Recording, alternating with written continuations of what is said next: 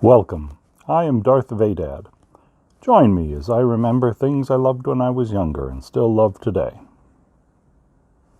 In 1982, Marvel Comics published one of the greatest X-Men stories of all time. Marvel graphic novel number 5, entitled X-Men: God Loves, Man Kills, was a darker, uglier story than the mainstream comics of the day. In it, the X-Men and Marvel's entire mutant population are nearly destroyed when Reverend William Stryker enacts a plan to use Professor Charles Xavier's incredible telepathic powers as a weapon against his own kind.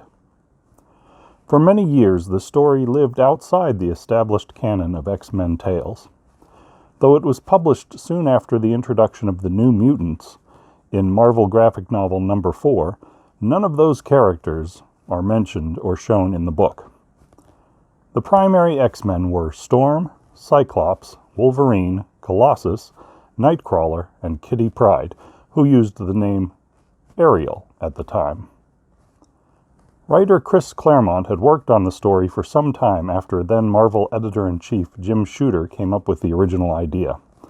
An early draft even included the death of Magneto, the X-Men's greatest nemesis at the time. In the final version, the team ended up working with Magneto to defeat their common enemy. With 62 magazine-sized pages of story, Claremont and artist Brent Anderson take their time establishing the threat of Reverend Stryker. His military background and uncompromisingly narrow religious beliefs are a lethal combination. The very first pages depict Stryker's well-armed purifiers murdering 2 mutant children at night in a playground. His followers have already killed the children's parents before chasing them down. Mark and his younger sister Jill are African American, which further hammers home the theme of racial bigotry so many X-Men stories illustrate.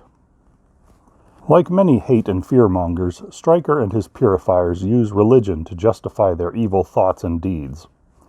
Stryker even tells Storm and Cyclops that he killed his own wife and son because the child was born with an obvious physical mutation. His attempt to take his own life was unsuccessful, however, leading him to believe he had been chosen by God to rid the world of mutants. After building a worldwide evangelical organization, Stryker uses televised interviews and sermons to spread his message of hate and fear. Though public perception is starting to turn against him, it is too late to prevent him from carrying out his plan. Once he manages to kidnap Professor Xavier, he employs advanced technology and psychological torture to brainwash the telepath into becoming a willing participant in the genocidal plot. Despite eventually stopping Xavier and Stryker, the X-Men are confronted with some difficult choices. At one point, they even allow Magneto to torture a purifier to get information from him. During the climax of the story, when Cyclops and Ariel make impassioned speeches condemning Stryker's actions and justifications, it is actually a normal human being, a police officer, who acts to prevent one last attempted murder by the Reverend. In the end, however, even Professor Xavier has lost faith in his dream of a world where all people live in harmony.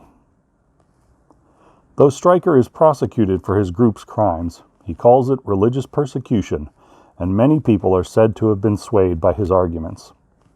Just like real-world bigots who tap into the public's fear of those they see as different to fan the flames of hatred, Stryker's ideas are harder to defeat than his armed followers.